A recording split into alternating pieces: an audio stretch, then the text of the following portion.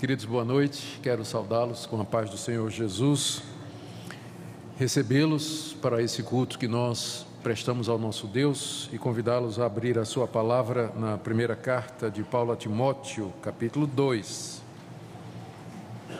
E vamos ler do verso 1 até o verso 4. Aqui o apóstolo Paulo orienta Timóteo a que ensine a igreja a orar pelas autoridades. Nós cremos que o momento atual pede isso, que nós nos dirijamos a Deus suplicando pelos que estão em autoridade, especialmente diante da situação que o nosso país atravessa e que poderá ainda atravessar em termos de ficar pior. Primeira carta de Timóteo, capítulo 2, de 1 a 4. Antes de tudo, pois, exorto que se use a prática de súplicas, orações, intercessões, ações de graças em favor de todos os homens, em favor dos reis e de todos os que se acham investidos de autoridade, para que vivamos vida tranquila e mansa, com toda piedade e respeito. Isso é bom e aceitável diante de Deus, nosso Salvador, o qual deseja que todos os homens sejam salvos e cheguem ao pleno conhecimento da verdade. Amém. Até aqui a leitura da palavra de Deus. Meus irmãos, em muitos sentidos, a vida dos cristãos não é muito diferente daqueles que não professam a fé em Cristo Jesus. Estudar, criar família, trabalhar, pagar impostos, lutar pelo pão de cada dia, são coisas que nós fazemos e que aqueles que não têm a mesma fé que nós temos fazem também. Todos nós queremos condição para isso, todos nós queremos que haja oportunidade para que nós possamos fazer estas coisas, particularmente adquirir ou conquistar o sustento para a nossa família. E não somente queremos isso para nós, mas nós queremos isso para todos. Esse é o desejo sincero de cada coração. Nós sabemos que, em grande parte, as condições para que nós trabalhemos, ganhemos o nosso pão, possamos suprir para nós e para os nossos filhos, os que dependem de nós, depende do governo do país onde nós nos encontramos. Deus colocou autoridades civis exatamente para que estas autoridades, desempenhando corretamente as suas funções, tragam ordem, paz e progresso na sociedade. A maneira como Deus estruturou a sociedade humana foi assim, para que Deus nos governa, Ele nos governa. Só que Ele faz isso através de autoridades que Ele colocou na família, na igreja e no Estado e na sociedade. Deus delega essa autoridade. Os governantes foram colocados por Deus na sua posição de autoridade, exatamente para que pudessem trazer estas condições que todos nós ansiamos como cidadãos e como cristãos também. Essa é a razão pela qual nós devemos orar pelas autoridades, para que elas desempenhem corretamente a sua função, para que elas assumam a responsabilidade inerente ao cargo delas, de autoridades civis imbuídas nessa função, e também para que, ao fazer isso, nós possamos ter uma vida tranquila para viver em paz. Na primeira carta que Paulo escreve a seu filho na fé, Timóteo, ele trata desse assunto aqui no capítulo 2, versos de 1 a 4, que eu acabei de ler. O nosso objetivo, então, ao fazer essa exposição nessa noite, é despertar os irmãos para que nós oremos pelas autoridades brasileiras. Estamos passando um momento difícil, todos nós estamos acompanhando a crise política que existe no nosso país e, junto com ela, a crise econômica. Todos nós nos preocupamos, não somente conosco, mas também com os nossos filhos e com a situação dos brasileiros em geral. E eu creio que é momento de nós orarmos pelo nosso governo. Eu até diria que talvez a gente deveria orar mais e xingar menos no Facebook e no Twitter, né? Tem muito crente xingando todas as autoridades. Eu não quero dizer que nós estamos concordando com elas, mas a Bíblia nos orienta a orar por elas e pedir que Deus intervenha na situação do país. A Bíblia diz que feliz é a nação cujo Deus é o Senhor. Infelizmente, nós não podemos dizer isso da nossa pátria. E a Bíblia deixa muito claro que, às vezes, mal governantes, eles vêm da parte de Deus exatamente para provar o seu povo, testar o seu povo, testar as pessoas. Porque se nós temos condições econômicas boas, condições políticas favoráveis, tudo está correndo bem, então é muito fácil ser crente, é muito fácil ser igreja. Às vezes Deus permite um mau governo, uma situação de crise difícil para testar os nossos corações, a nossa confiança nele, a nossa dependência dele. Continuaremos a ser povo de Deus, servir a Deus, mesmo em situação econômica desfavorável, mesmo com incertezas que se avolumam no horizonte próximo? Essa é a grande pergunta. Queira Deus nos despertar para orarmos pelo nosso país, pelas autoridades, e também para que nós entendamos que esse momento é um momento de nós crescermos espiritualmente. É um grande desafio para nós como cristãos, de ficarmos firmes e servir a Deus, mesmo que as circunstâncias se tornem bem desfavoráveis. Aqui no verso 1, queridos, o apóstolo Paulo exorta Timóteo a que ensine a igreja a orar por pessoas de todas as classes sociais e situações na vida. Isso está no verso 1. Nesse verso 1, eu quero destacar 4 coisas. Primeiro, que a oração pelas autoridades, a oração em geral, ainda não pelas autoridades, mas a oração em geral, ela deve vir antes de muitas coisas, deve vir antes, como diz Paulo aqui, antes de tudo. Exorto que se use a prática de súplicas, orações, intercessões e ações de graça. Essa expressão antes de tudo quer dizer, em primeiro lugar, eu quero que vocês orem. É isso que Timóteo deveria ensinar à igreja. Diante da situação difícil, diante do momento de crise, momento de tensão e de incerteza, antes de tudo, antes de tomar qualquer atitude ou fazer qualquer outra coisa, eu exorto Timóteo, que você ensine à igreja que a igreja deve orar, a igreja deve se dirigir a Deus. Paulo coloca então a oração em lugar prioritário em nossa vida.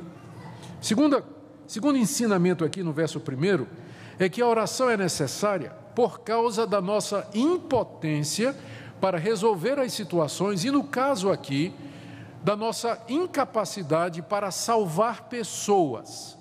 No capítulo anterior, Paulo primeiro deu o seu testemunho. Se você me seguir aí, no capítulo 1, do verso 12 em diante, Paulo diz a Timóteo, eu sou grato a Deus porque Deus me colocou no ministério. E ele diz no verso 13, eu, que noutro tempo era blasfemo e perseguidor e insolente. Era isso que Paulo era, grande perseguidor dos cristãos, blasfemo, insolente.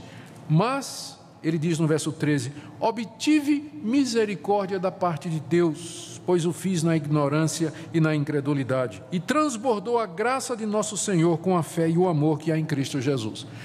Paulo, fariseu convicto, perseguidor de cristãos, inimigo de Jesus Cristo, foi transformado no caminho de Damasco pela graça de Deus, transformado pela misericórdia de Deus. No mesmo capítulo 1, nós temos outro caso, aqui do verso 18 a 20, Paulo diz a Timóteo, para ficar firme na fé, combatendo o bom combate, mantendo a boa consciência, porque, verso 19, alguns rejeitaram a boa consciência e naufragaram na fé. E ele cita 2 nomes, Himeneu e Alexandre, que Paulo entregou a Satanás para que eles aprendessem a não mais blasfemarem contra Deus.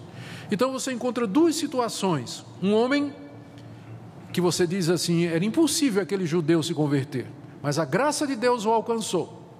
E 2 homens que tinham sido alcançados, eram líderes na igreja, mas depois se desviaram, apostataram da fé, abandonaram a boa consciência e naufragaram na fé diante de Deus. Ou seja, se Deus não interferir, se Deus não agir como agiu em Paulo, se Deus não segurar, nenhuma pessoa vai se salvar. ninguém se salvará, nem vocês e nem eu. Por isso que Paulo diz aqui, agora vamos para o nosso texto, capítulo 2, verso 1. Antes de tudo, pois. Esse pois liga a necessidade de oração a tudo o que ele disse antes. Por que é uma conclusão que nós temos que orar a Deus para que as pessoas sejam salvas? É porque as pessoas não podem ser salvas pelos seus próprios meios. É porque nós, por mais zelosos evangelistas que nós sejamos e fervorosos no nosso testemunho, nós não podemos converter ninguém. Olha o caso de Paulo, olha o caso de Himeneu e de Alexandre.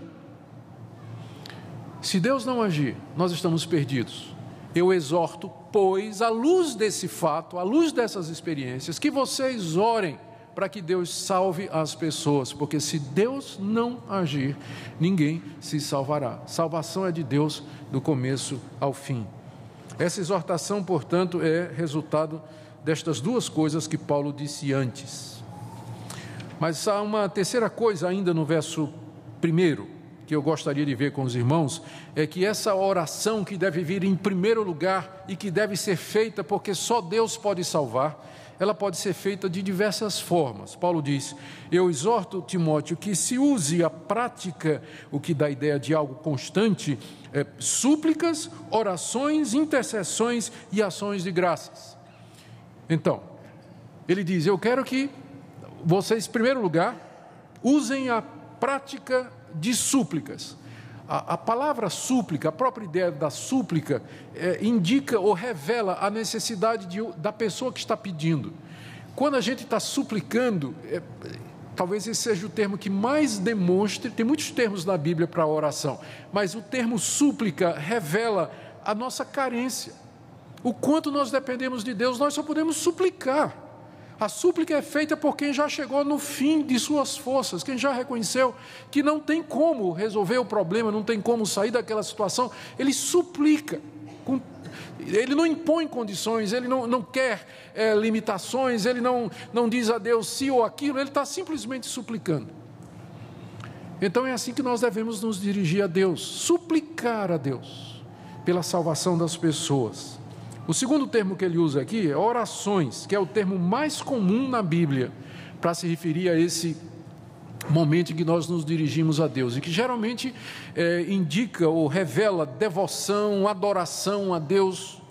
O terceiro termo que Paulo usa é intercessão. A intercessão, ela tem a ver com o nos achegarmos a Deus com confiança, mas pedirmos para outra pessoa. A gente intercede por outros. É isso que o termo quer dizer.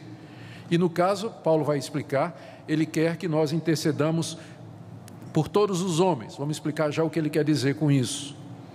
Essas três palavras diferentes, mas indicando a mesma coisa, elas nos mostram que nós temos, antes de mais nada, em primeiro lugar, pelo fato de que Deus, e somente Deus pode salvar pecadores, nós devemos suplicar a Ele em oração e interceder diante de Deus pela salvação de pecadores. Mas há um quarto termo aqui, ele diz, também com ações de graças, expressão de gratidão a Deus pelas pessoas que Ele haverá de salvar ou já salvou e por todo o bem que Ele traz através disso aí. A quarta lição que eu quero tirar do verso 1 é que a igreja deveria orar por pessoas de todas as classes e situações e estados diferentes. É isso que Paulo ensina, no final do verso 1, depois de dizer que a oração vem em primeiro lugar, porque Deus, e somente Deus, pode salvar, e que nós temos que suplicar a Ele piedosamente, intercedendo por outros com ações de graças. Ele diz que temos que fazer isso em favor de todos os homens. É impensável pensar aqui, imaginar aqui, que o apóstolo Paulo está dizendo a Timóteo, que oriente a igreja, que nós temos que orar por cada indivíduo que já viveu ou está vivendo nesse planeta, nesse momento. São 6 bilhões de pessoas. Se todos aqui, quer dizer cada pessoa, nós estamos numa situação complicada. Nós não vamos fazer mais nada a não ser ficar orando diante de Deus por 6 bilhões de pessoas. E quando diz todos, eu não imagino que seria assim, a granel, não é? Eu oro pela todos que estão na China e assim por diante. Não, é claro, pelo contexto, que todos aqui significa pessoas de todas as classes, porque logo em seguida Paulo vai introduzir a oração pelas autoridades. Então não é orar somente pelas pessoas, pelos pobres, não é orar somente por aqueles que estão passando dificuldade, mas é orar por pessoas de todas as categorias. O mundo em que Paulo vivia, Timóteo vivia, era um mundo muito dividido também, racialmente falando. Havia judeus e havia gentios. Não era para orar somente pelos judeus, mas era orar também pelos gentios, pelos pagãos, por todos, sem distinção. É isso que Paulo quer dizer aqui. Mas há uma classe de pessoas em especial para a qual Paulo pede as orações. E aqui eu entrei já no verso 2. Ele diz: em favor dos reis e de todos os que se acham investidos de autoridade. Não sei se você está acompanhando o raciocínio. Paulo diz a Timóteo: ensina a igreja o seguinte, Timóteo: antes de mais nada, a igreja tem que se dedicar à oração, porque somente Deus salva os homens. E a igreja tem que fazer isso de todas as formas, com súplicas, com orações, intercedendo, com ações de graças. E em particular, em especial, porque tem que fazer isso por todos os homens, homens de todas as categorias e situações. Homem aqui é genérico, homem e mulher. Mas particularmente, vocês devem orar pelos que estão em autoridade. Verso 2.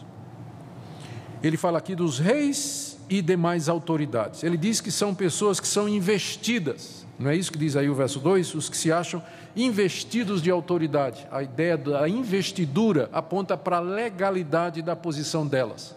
No tempo de Paulo, os cristãos viviam debaixo do domínio e do Império Romano e debaixo do imperador romano, César.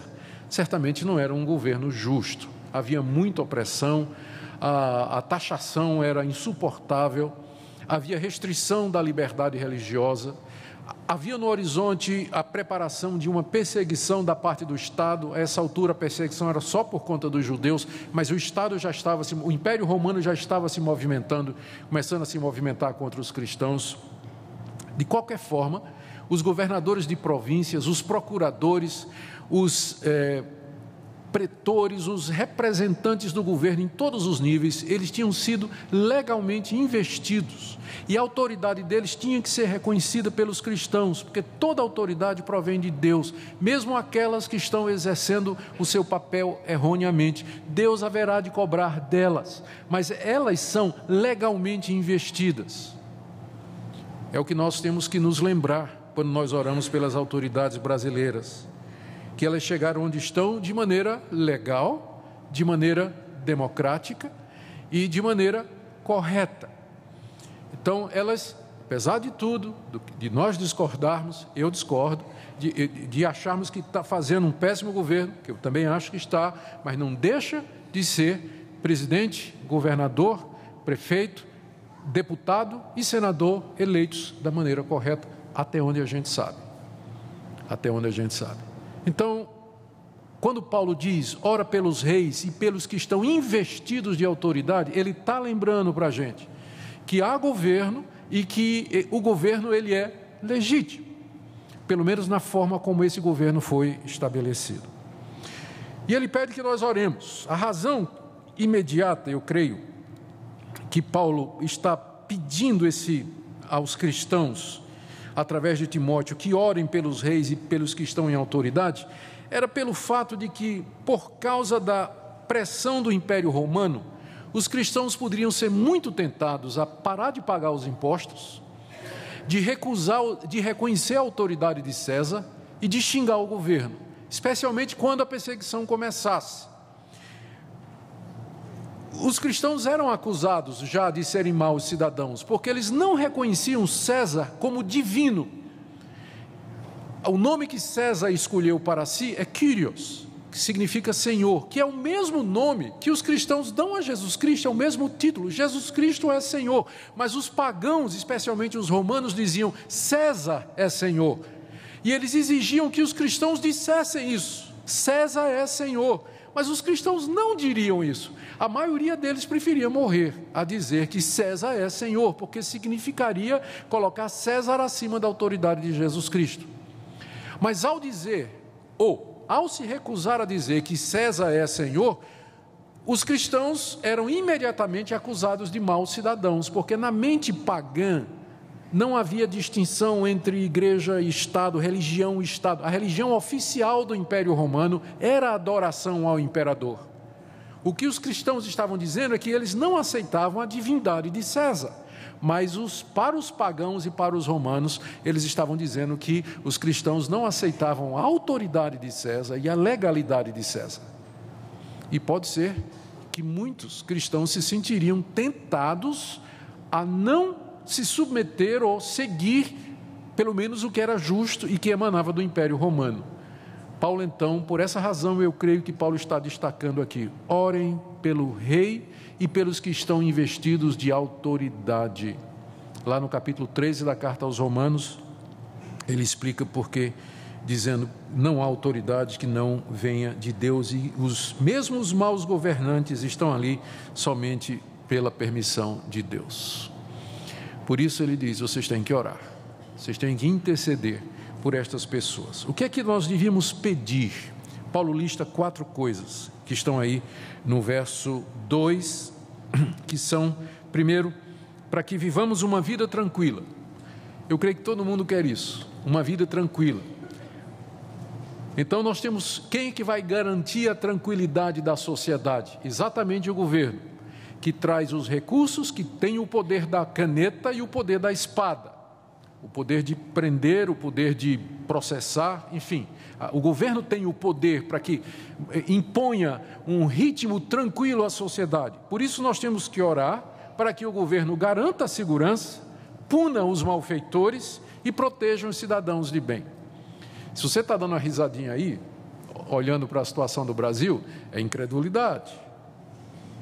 Porque Paulo não está mandando a gente orar por isso. Quem era o imperador na época era de Paulo, final da vida dele, talvez nessa altura ainda não, mas quem seria o próximo imperador seria Nero.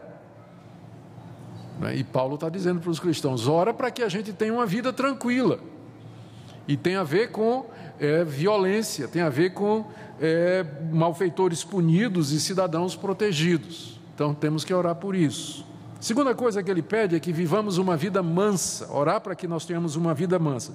Vida mansa aqui não é no sentido de alguém que está ganhando dinheiro sem fazer nada, mas é uma vida em paz, é uma vida onde nós possamos ter condições de trabalho, que não haja impostos abusivos, para que a gente ganhe o pão sem lutas e conflitos constantes. Eu sei que a Bíblia diz que nós temos que ganhar o pão com o suor do nosso rosto, mas também a Bíblia diz que o homem encontra satisfação e prazer no seu trabalho.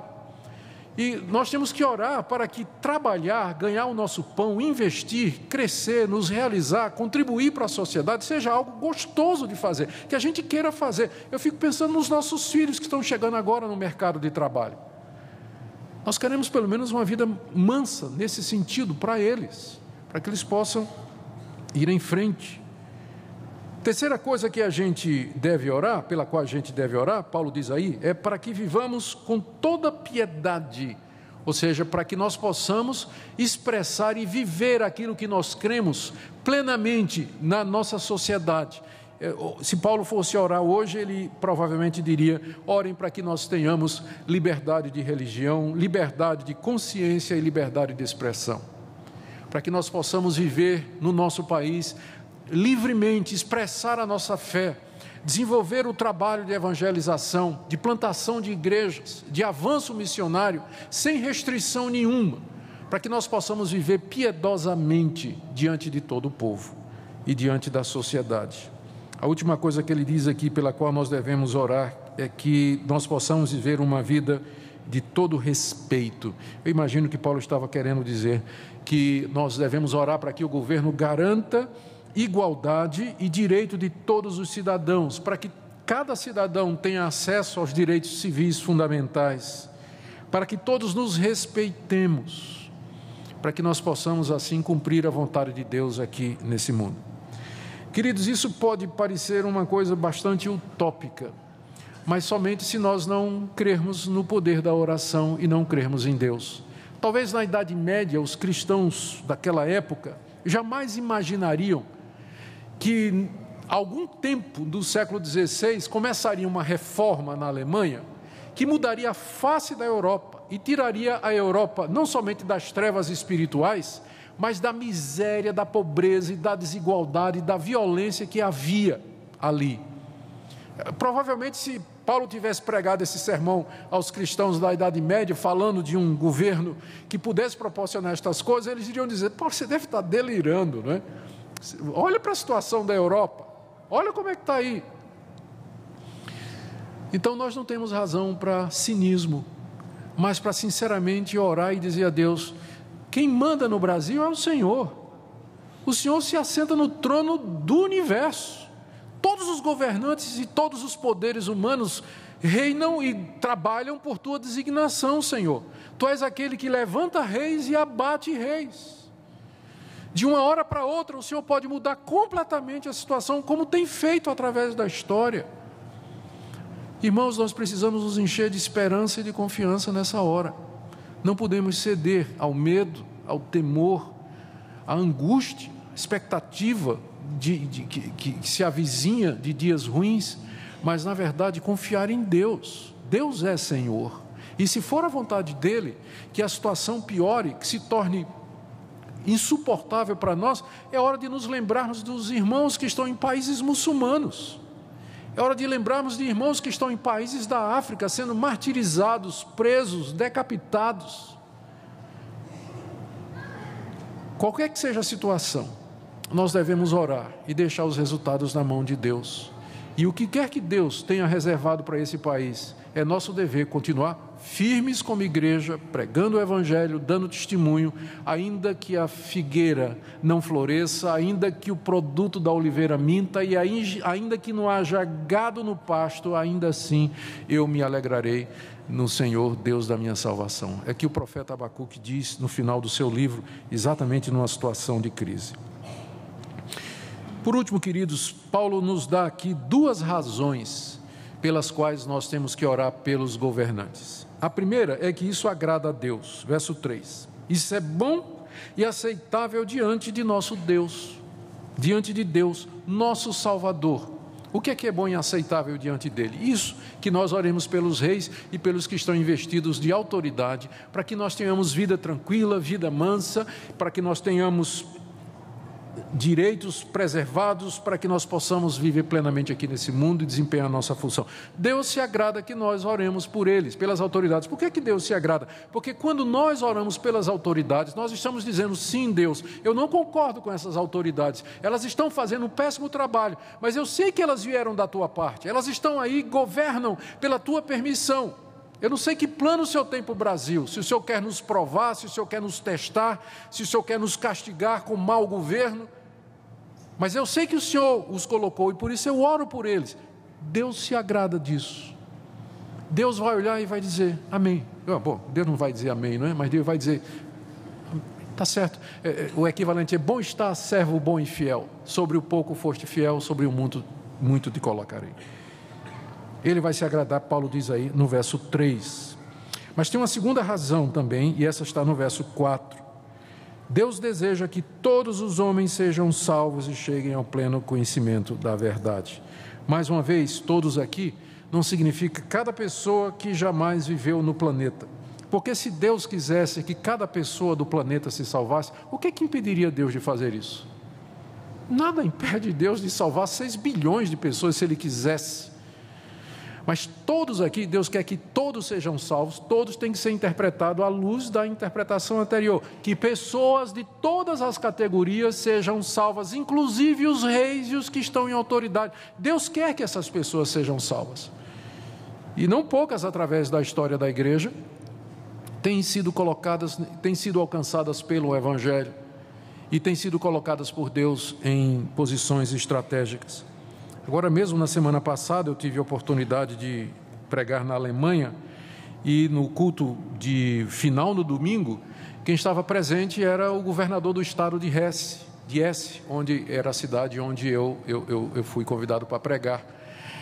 E depois do culto nós sentamos para jantar e ele então compartilhou que ele era filho de luteranos, que ele de fato era temente a Deus, crente, e expressou diversas opiniões que você e eu assinaríamos embaixo, dignas de um cristão. Deus quer que pessoas de todas as categorias sejam seus servos. Ele quer que pessoas em todos os níveis sejam homens de Deus tementes a Ele e que tenham posições coerentes com isso. Essa é a segunda razão, porque Deus quer salvar, inclusive, os governantes. Em que sentido, você pergunta, nossas orações contribuem para isso? Deus é quem salva, né? Você está vendo no final do verso 3, isso é bom e aceitável diante de Deus, nosso Salvador. Deus é quem salva, mas Ele determinou que a salvação, Ele vai salvar através das nossas orações.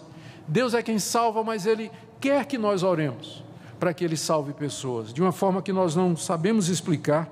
Essa vontade soberana de Deus, que desde a eternidade elegeu quem Ele quis para a salvação, age harmoniosamente com as nossas orações. E Deus vai usar as nossas orações nos seus planos. E quando governantes temem a Deus, eles criam condições para que a sociedade caminhe em paz, em respeito, igualdade e liberdade. E em condições assim, a igreja cresce e se multiplica, e muitos são salvos. É isso que nós queremos para o nosso país. Queridos, eu quero aqui terminar com algumas lições importantes. A primeira delas, num sentido aqui, Paulo está descrevendo qual deve ser o alvo da nossa vida aqui nesse mundo. Trabalhar tranquilamente, viver em paz com todos, respeitar as diferenças, expressar livremente nossa fé ao mundo, servir e cultuar a Deus aqui nesse mundo, viver para a glória dele. Isso é o que o nosso alvo como cristãos, e nós devemos orar por isso. Segunda lição aqui, bons governantes vão promover as condições de trabalho, igualdade e liberdade religiosa. Por isso, nós temos que orar por essas pessoas. Terceira lição, o fato de que Paulo exorta que nós oremos pelos governantes, não quer dizer que nós não podemos, além de orar, fazer outras coisas. Nós podemos influenciar, fazendo boa política, exercendo o nosso voto. Se vai ter passeata, eu tenho absoluta certeza que é lícito a um cristão participar de manifestações, desde que não quebre nada, não piche nada e não xingue muito, né? Então, eu não tenho problema do cristão participar de manifestações, é um direito, né, de um Estado democrático como é o nosso, participar disso, fazer greve. Eu creio que o cristão, como cidadão brasileiro, ele pode fazer tudo o que não for contrário à palavra de Deus. Quarta lição, mesmo presidentes, senadores, governadores, deputados e vereadores podem se converter. Gente, nós temos que crer nisso. E vamos orar para que se converta gente boa, no sentido que, quando eles se converterem, ele seja um pouquinho diferente de alguns que estão já nessa situação. Orar para que Deus nos dê bons governadores, políticos que sejam capazes e que respeitem a palavra de Deus. E nós temos de crer nisso, porque é o que Deus nos manda aqui. Última coisa, agora em termos de aplicação. Nós devemos orar muito mais pelos outros do que por nós mesmos e nossa família. E no tempo que nós estamos vivendo, orar especialmente pelos governantes, para que eles cumpram sua missão, e orar pela salvação de pecadores. Faço uma pergunta a você. Proporcionalmente, você tem gastado mais tempo orando pelos governadores, pelos que estão em autoridade, pelos que estão investidos de poder? Proporcionalmente, você tem gasto mais tempo orando pela situação do nosso país, mais do que, às vezes, até fazendo comentários na internet, ou nos blogs, ou no Facebook, Twitter, compartilhando os memes da nossa presidente, não é, rindo e zombando, escarnecendo. Eu queria que você hoje à noite, nós como igreja, nessa noite, nós fizéssemos isso, à luz do que o apóstolo Paulo está mandando aqui. À luz do que o apóstolo Paulo está mandando aqui. Queridos irmãos, que Deus nos dê espírito de quebrantamento e arrependimento, e que nós nos lembremos de orar pela nossa nação, nesse momento difícil que ela está passando.